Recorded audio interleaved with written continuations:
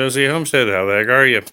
Well, I thought I would at least buzz through and show you one room or a couple of rooms here that I actually have finished. Yeah. Well, not completely. I still have to do some work on the closet doors. But anyway, hope I don't shake you around too much. Master bedroom.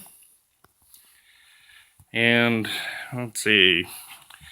And then we get the master bath in there.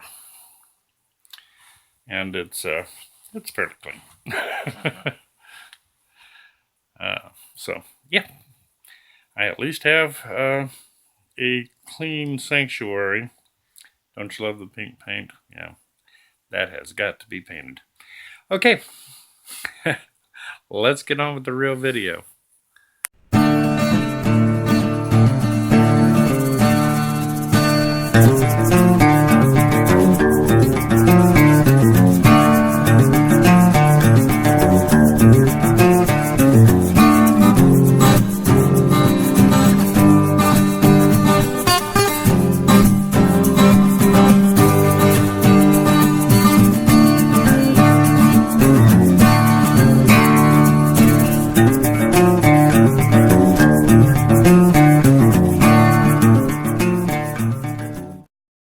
Jesse Homestead.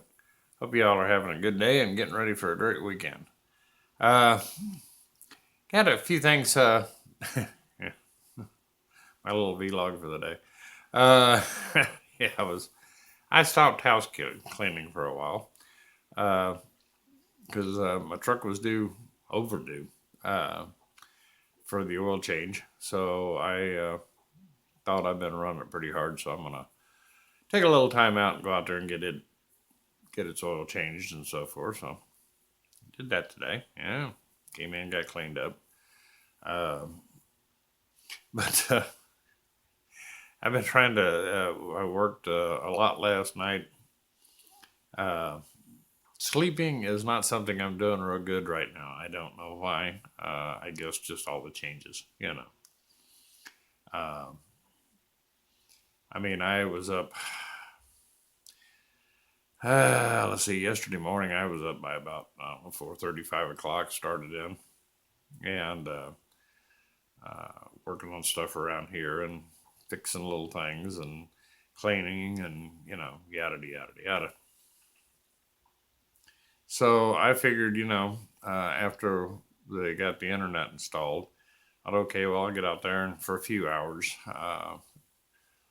start replying to some of you folks' comments and things of that nature. And that few hours turned into I got to watch the sun come up. I just wasn't ready to lay down, and go to sleep. So I guess that was about 6:30 this morning when I finally went to bed. Crazy. Slept for about 2 hours and back up again. It was like, seriously, pull it down just a little bit. And then I guess probably around I don't know, noon, something like that. I laid down for another hour. That's it. And so hopefully that gets better. So especially tonight, I really gotta kind of force myself to go to sleep because I've got to be at work at 6 in the morning. So it's like, oh, come on now. Can't be walking around like a zombie half the day. So anyway, yeah, that's about the only thing I found that I'm kind of wrestling with right now. I just don't sleep. I guess too much bouncing around on the noodle, which is never good. Guess I can sit up half the night and do videos. I don't know. Whew. Except for the stuff bouncing around on the noodle would not make good videos.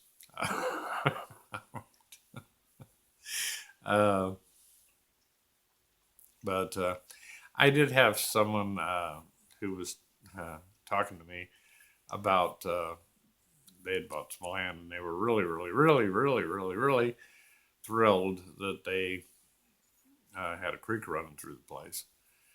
And I was excited for them because, wow, it's livestock. That's cool. But turns out they were talking more along. Well, there's our drinking water. And it's like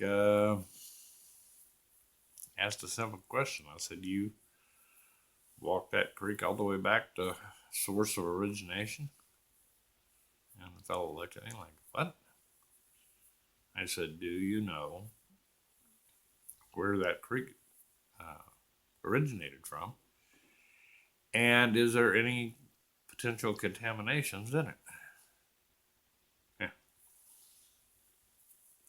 When you're looking at land, and I still, want to forewarn you, uh, if you're going to have animals drinking out of a creek, you're probably going to want to make sure you get that water tested and see if it's picking up contaminations. And you wouldn't want to just do that once. You'd want to do it at different points in time throughout the year, because you may have a guy up the line a little bit who, you know, during certain months is spraying herbicides, insecticides, and yada yada.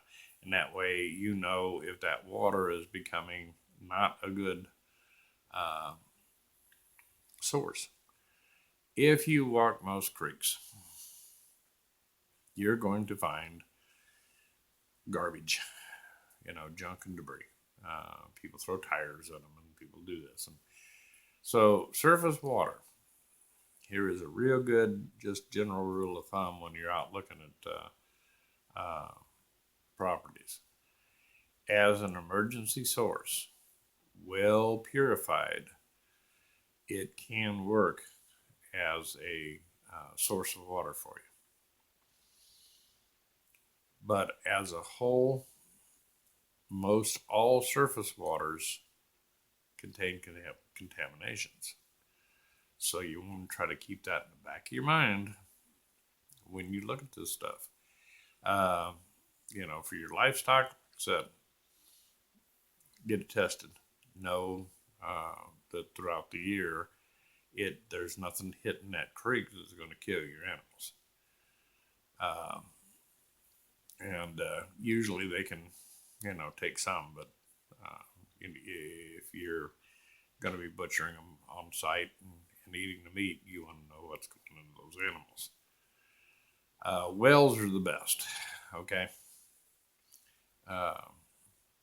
Well water is about the best way to go, unless you've got some contaminated groundwater in your area. So try to, when you're looking at land and looking at water sources, keep those kind of things in mind. Surface water gets contaminated very quickly, very easily, and that can change month to month. All right, you may test it one month and it's perfectly fine, and some moron decides to rinse his herbicide tank out in this creek. Guess what? Not so much. So these are things you want to keep in mind about surface water. Its quality changes depending on what they're doing upstream from you. Now, another good source of water is if you have a spring on your property. Because realistically, that's not surface water. That's, coming up out of the aquifer. And that's a better water. Here again, you still want to test it to make sure that the groundwater isn't contaminated in the area and things of this nature. But springs usually provide pretty good water. So if I was given a choice between a good running stream and a creek, I'll go with the stream or the creek. Spring, not stream. 3 hours sleep, folks. I'm going to tell you. But yeah, we go with the springs. If you're looking at two identical properties, one's got a nice, pretty creek, and the other one's got a good flowing spring, you're going to want to go with the one with the spring. It is more of a resource to you. So, after talking with this fellow for a little bit, he's like, wow, I hadn't really thought about it that way. He said, I just assumed that a creek was, fairly good water. And I said, not this day and age. You don't know what everybody's doing on up that line, and unless that creek is originating from a large spring on your property, uh, you're at the whim of others, is basically it. And you don't want to get a purification program in place designed to treat the water in one kind of condition and then have somebody really louse up the water and suddenly your purification didn't work and you got a sick family. So surface water, keep that in mind. Surface water's virtually always contaminated. Even your mountain streams, the farther away from that snowpack it gets, the more trash, debris, junk, heaven only knows what, you're going to start finding gets into that water. Okay. So, can it be used? Sure it can, but it's going to require you to go through the steps to make sure you purify it so that you're not taking the risks. Okay. So I had a little conversation today with a fellow on the water, and I thought while I was sitting here waiting for my chili to get hot for supper, yes, I'm having chili again. Okay, yes, I didn't cook anything. I'd share that with you. Keep a real open mind about water. Also think about things like rainwater can be utilized. Just assorted stuff, but understand that the average family, you're going to need at least 2,000 gallons worth of water storage on site. And more is better if you're planning to do stuff like run washing machines and things of that nature. So try to plan for that. Okay. And that way, here again, this is something that you can start preparing even before you step foot on the land. If you know that you're going to be using rainwater coming off your new house, you can buy the tanks in advance. Kind of spread the cost of all this out instead of waiting until the house is standing there and you have to go out and buy some very large containers and all the piping and all the, everything you need to put that system together. Buy it a little at a time, spread it out, save you money. You'll be able to look a little harder too, and you may find that you can pick up some used tanks that are good for water storage. I ran across one. What was it? I guess it was about 4 or 5 months ago. The guy had been using it for watering his animals, and he had retired, got out of the livestock business, and he had